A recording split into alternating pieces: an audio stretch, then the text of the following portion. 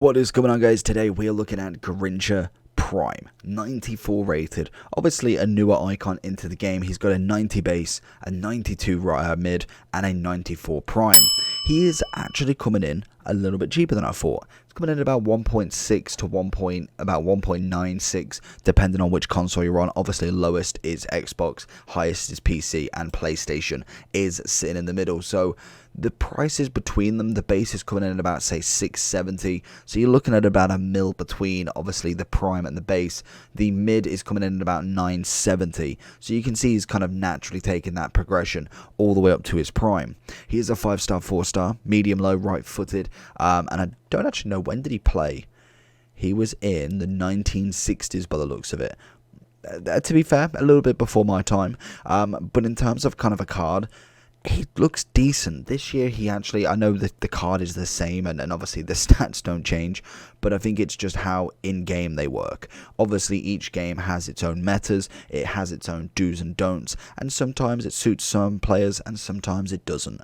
And I think this year we've used, I want to say, looking at my spreadsheet, we have used his base version. Haven't actually got a chance to use his mid yet, so we definitely will be having a look at that one as soon as possible. But in terms of kind of this card, we've got great pace, passing, dribbling. Shooting is most definitely up there as much as it can be. And I think the chem style people are going to be looking for is going to be that hunter.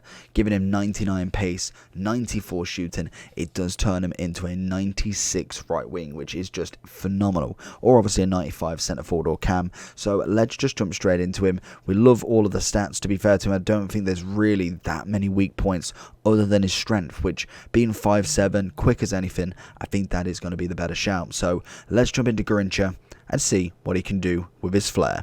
Alright then, we've got the 5-star skiller down the wing. Going to go for a little pop one over the top. What can we find with him? Gets the first touch, little inside, switches it round. Okay, I like the dribbling already. I could feel how quick he can turn there. So that's always a very, very good start. Going to pass it into Ronaldinho. He's going to roll it back. Lovely little instep. Inside. Go for a random shot there. Definitely should have took it one more. But again, this is kind of the natural side of it. And if you are very good at the left stick dribbling, maybe you are good at kind of just holding the ball, then this guy is very much like Ronaldinho in that sense. He is going to be fantastic to kind of just really play with the opposition and obviously move him around where you kind of want him to be. So we find him back here. We're going to turn again, go for the little bit of pace, hoping to hold on to the ball. Ronaldinho is going to do his best, but unfortunately probably took it a little bit too much and wanted to go for a shot beforehand. Big ball over the top to him. Holds the composure very nicely. Going to fake that first one, but Cole's going to do his job for him here. And I did not want to go to him there.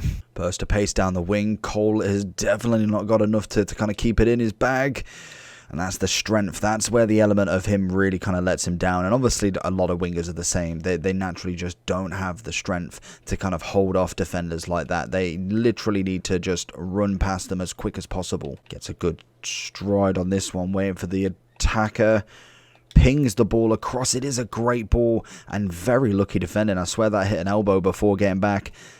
And we get a bit of speed up lag, which is always fantastic. Going stride for stride. Ashley Cole is struggling.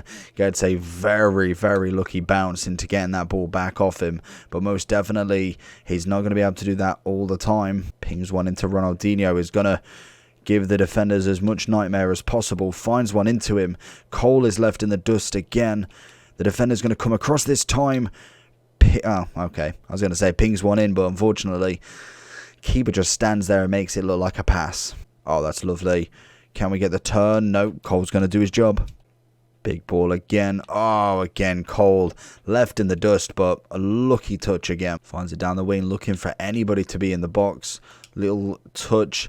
Pings it out to Lampard, who's going to go for one. A little 1-2 with a bit of Ronaldinho, and he goes for a big one, but Casillas is going to push that wide. And we're going to go for the cross with him as well. Lovely into Campbell. Virgil just needed that reaction. Little ball in. Finds Vinny. Good save from Casillas again. Finds the speed. Pings it in. That is stunning. Rio Ferdinand with great defensive positioning there to make sure that that ball does not go in the back of the net. Good ball in. Zambrotta looking for what he can find. Finds a bit of Vinny. Casillas on form for this guy, honestly. We just cannot break this guy down. So if we are going into Garrincha, like I say, 1.6, 1.8, 1.96, very, very big price.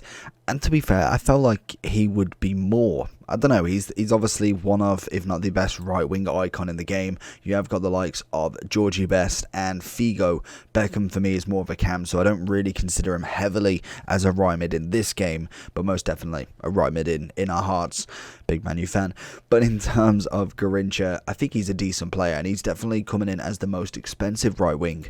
In terms of him naturally, very quick, good passing, good dribbling, to say the least. Obviously, he's naturally going to be fantastic at that. 5'7", good low centre of gravity. You've then got the agility balance coming in quite nicely. And obviously, the Hunter is the way to go with him. Maxes out the pace, pretty much maxes out his finishing at the very minimum, but then gives him 94 shooting on the rest. You've already then got 94 passing, 96 dribbling. Like I say, the only thing that really kind of lets him down in terms of the card is the strength, which I think is absolutely fine. With everything else being incredibly high rated, I think you're naturally not going to get that much of an all-round player and be that good as well. Some players might be, but not at that height. I feel like it's very far and few that have got everything at that height personally.